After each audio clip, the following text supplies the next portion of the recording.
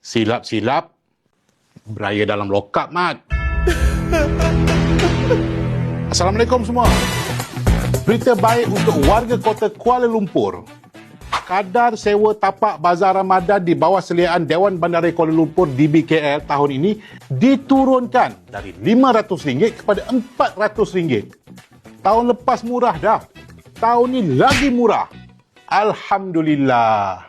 Penurunan kadar sewa ini bertujuan untuk meringankan beban kos yang ditanggung penjaja serta mengelak sebarang beban kewangan yang tidak munasabah.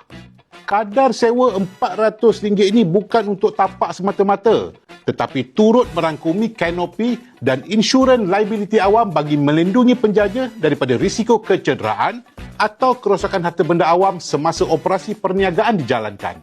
Kita juga ingin menegaskan bahawa sebarang amalan menyewakan semula, jual beli tapak atau pengambilan untung berlebihan adalah dilarang sama sekali. Dan tindakan penguatkuasaan akan diambil tanpa kompromi terhadap mana-mana pelanggaran termasuk melibatkan penganjur. Jadi, pada peniaga yang diberikan tapak Bazar Ramadan nanti, jangan cuba-cuba nak sewakan pula tapak tu kepada orang lain. Silap-silap, berada dalam lokap, Mat. Dan satu lagi, sewa tapak dah murah. Jadi agak-agaklah kalau nak letak harga makanan. Jangan mahal-mahal sangat. Dan yang paling penting, pastikan kari puff tidak berinti angin.